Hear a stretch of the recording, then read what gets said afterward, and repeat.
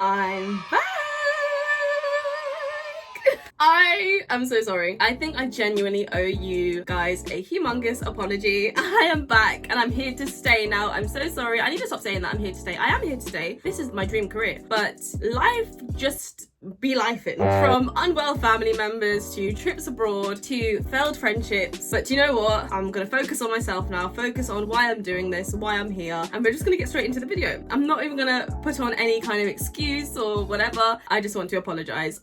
So as you can see, my tan is tanning. I have been away, just got back. Well, got back like a week ago, but you know, went to Portugal, went to Afghanistan. It was really fun, loved it. And yeah, but we're back. We need to get back into the work grind now. So, there is an app called Quora. I'm pretty sure that's how you pronounce it. It's an app I don't use very often, but for some reason I am signed up to it. I have an account, I don't know why. So I get a lot of emails randomly from Quora users. My dad slept with my brother, my cat died and sent me a message from heaven, and all these kind of interesting stories on Quora. It's a very interesting app. I don't understand why it's not used more. It's actually very interesting. It's kind of like Twitter, but a bit more appropriate. So I was scrolling one day on Quora and happened to notice quite a lot of people confess embarrassing sex confessions. I just really thought I need to address some of these embarrassing moments because I really don't find them that embarrassing. Some of them are a bit whoa. So without further ado, we are going to read some Quora users' embarrassing sex confessions. Let's get straight into the video. Starting off with the first confession. I peed all over a guy I just started dating. That is embarrassing. I'm just kidding. Let's see what this is all about. We were alone in his house having sex. I was on top and it was going great. I was having an orgasm and as I came, I fully emptied my bladder. All over him. His bed, pillow and sheets were soaked. This wasn't a hot squirting moment. I literally peed on this guy. He was nice about it, but I wanted to crawl into a hole from embarrassment. Babe, relax. Do you want to know why? Let me tell you why you need to relax. You squirted, babe. It's not embarrassing. It's completely normal. Now I completely understand that this girl thinks that she is fully just urinated, pissed on this guy. But to me, it truly sounds like she has just squirted. Now, let me tell you why. First of all, she said that she was having an orgasm. And as she was coming, she felt her bladder empty. Now, most females in my life who have squirted say that it feels a lot like you're going to pee yourself. I myself have felt this feeling before during sex. So I myself one time was having sex and I was very, very close to finishing when all of a sudden I felt this kind of sensation down below as if I was about to pee on myself. And unfortunately, of course, the guy changed the pace that he was going at and I was rather enjoying it and I completely lost the sensation. But yes, like I said, it did feel a lot like I was about to pee myself, but in a good way, because I knew I wasn't going to pee myself because I didn't need to go to the toilet before we started having sex. So I knew that definitely wasn't because I needed a pee, but I felt like a peeing sensation, like I'm gonna pee on him, but I knew it wasn't pee. If you guys get what I mean. But I would say that is the closest I have felt to squirting. So then at that point I understood the feeling that my friends were describing. And come on people, let's be real for a second. It can't be only me to find it a huge coincidence that she peed right as she was orgasming. It sounds to me like this girlie has never squirted before. This was her first time squirting, so she genuinely just didn't know what to expect. She didn't expect it to feel like actual pee coming out of you, like you're actually peeing. And this is why pornography just needs to be written off, taken off from this universe, from this earth. Most people believe that the way people squirt in pornographies is the way you should be squirting in real life. And that is not true. Squirt in reality is quite similar to peeing yourself. In most cases, it's not going to flash everywhere as if you have a bursted water pipe. It's kind of mostly just going to leak out of you like you're peeing, basically. It's more than likely going to leak out of you more as you're orgasming, kind of like cream as well. You know how you have your squirters and your creamers? I am not a squirter, so you can do the math. And it's very similar to creaming, as in it just kind of comes out of you. It doesn't just flash out everywhere like Also, another thing I want to quickly add on about squirting is that not everybody squirts. Some people are squirters, some people are creamers, and some people are a bit of both. Everybody is different. Literally, everybody is different. So the next embarrassing Quora story is titled, "We Had to Go to the Hospital." My girlfriend and I are driving down the highway to my parents' house. It's about a 20-minute drive and we had some time to kill. So she decided to give me roadhead. If you do not know what roadhead is, it is the action of giving somebody oral pleasure as they are driving. Back to the confession. It was going great for about the first 5 minutes. Really great, actually. Thing is, I had a Prince Albert. No, I don't want to read it. I don't want to read it anymore. I don't want to read it. I know where this is going. I don't want to go there. Like, oh, I just know that this is, oh my god. As soon as I ever hear Prince Albert, I just like, oh my gosh. Like, what are you doing? What is that? That's the most dangerous piercing in the world. Stop doing that. Do not do that. No, if you are watching this, never get a Prince Albert. Don't do it. It's nothing but disaster. I had a Prince Albert piercing down there. Oh, by the way, if you don't know what a Prince Albert piercing is, it's a piercing on your penis. And she had a tongue ring. Thank you guys so much for watching this video. They both got stuck together as she tried to pull her head up, and at the worst possible time I hit a bump. Oh my gosh, do you see what I mean? Do you see what I mean? Oh, as soon as he mentioned Prince Albert, I knew this was going to be a humongous disaster. The pain was bearable. Really? Are you sure? But honestly, one of the scariest things in my life. I turned around and managed to get to the hospital in one piece. The problem was sorted fairly quickly, and we were both told no sex for 6 weeks. Okay. Fair punishment. Whilst all of this was happening, what was unknown to me was my emergency contact was called. My mum showed up to the hospital. Oh my lord, that's so embarrassing. I expected her to be angry, but she was laughing her ass off.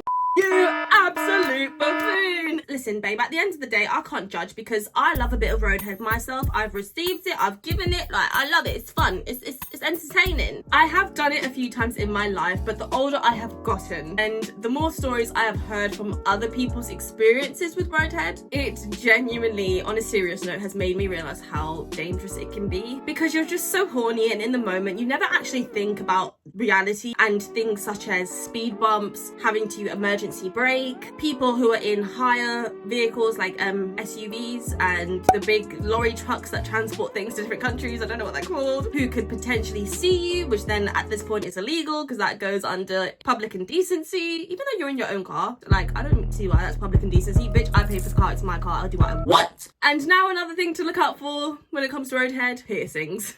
And the thing is, with most Prince Albert piercings, they have a curved bar, whereas tongue piercings usually have a straight bar. I mean, at the end of the day, I know I have a science degree, but it's kind of common knowledge that a curved bar and a straight bar are more than likely going to get stuck, especially when being put so close together. So I truly don't know what they were thinking, but I do think they let their horniness get in the way of their common sense.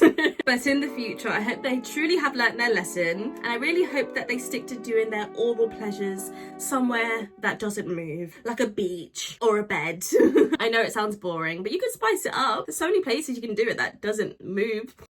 Moving on to the next embarrassing sex confession. I have two. Probably when I was caught sniffing panties, and the next one is accidentally farted right before receiving a blowjob. Like when my pants were down, she was on her knees and her face was right there. Girl didn't think it was funny. How do you think that ended? Babe, I'm not laughing either. That's not funny. That's actually really traumatizing for the girl. I actually really feel sorry for her, and I hope if she's out there, I hope she's doing okay, because that is really embarrassing for you. And for her, to be honest. No, it's not really embarrassing for her. It's really embarrassing for you. This has to honestly be one of the most foul moments I've ever heard during a sexual moment. I really truly feel for the girl, especially due to where her face was when that happened. I'm sorry, but the smell of a fart coming directly from the butthole, like just released, just launched, with no chance of it even being able to be aired out yet, because she was like right by the butthole, is just an immensely strong, gross, ew smell. If anything, I feel like that smells closer to a poop than a fart. And sorry, I don't mean to put the male gender on blast out there, but especially it coming from a guy, because men farts are different. They hit different compared to a female fart. Because let's be real, we all know that male farts are way worse than a woman's fart. They're way stronger, way more powerful. At the end of the day, she's better than me for just leaving, because I would have thrown up on this man. I would have slapped his balls together, then proceeded to grab my things and leave. And then regarding the sniffing the panties thing, it really isn't that serious, but it depends on whose panties you are sniffing. So say like you got caught sniffing your sister's or your mum, you little nasty, prison, jail. Y'all are going to jail! Period! But if it's like, I don't know, like, I guess like maybe your girlfriends you got caught sniffing or something like that, it's just like, I don't really think it's that deep. If I'm being honest, this guy just sounds like a whole mess. I only say this because he doesn't exactly sound remorseful. He doesn't sound like he feels bad in any way. He's just like, oh yeah, whatever, this happened, that happened. I'm genuinely curious to know if he even apologized to that poor girl, because she is probably going to be triggered and very cautious and wary now every time she's about to go down on a guy. She's always going to have that memory imprinted into her brain, because let's be real, I would. I know I freaking would. So to everybody watching, please let this be a lesson to avoid. Please do not engage in any kind of sexual intercourse or sexual activities if you know that there is a fart brewing up there, or you feel as though your fart is about to come out, or if you feel as though you are about to just on accident or just or you know what I mean, just excuse the person, say that you need to pop to the bathroom and just let out a little toot, and then give your batty a little wash, and then you should be good to go. I met a girl at a party and we ended up back at my place having drunken sex. I woke up in the morning looking like the victim. I had dried blood covering my hands, stomach, pelvis, and thighs. Yeah, that happened. I looked at her and she was still sleeping, but the sheets looked like a mess. I said nothing and just took a shower. Good boy. Well done to you for saying nothing. When I got out, the bed was completely stripped. She was fully dressed, sitting on the stained mattress, and just said, I want to leave now. We didn't talk much as I drove her back to her car. If there was a hole available, she would have crawled into it. Bless her little soul. Why do girls still get embarrassed with this? Do you know what? I completely understand. It's natural. It's a natural reaction to have, to be embarrassed, even though it's something that really isn't that embarrassing. You can't help that you bleed throughout your coochie once a month, every month. And I'm sure most guys are really understanding about that. They're not bothered. And this guy to me sounds very mature, sounds very mentally mature, and sounds like more of a man than a boy. Good on him for having that reaction, honestly, and just keeping calm and not making her feel embarrassed in any way, and still taking the time to take her home rather than just shipping her off into a taxi or an Uber or something.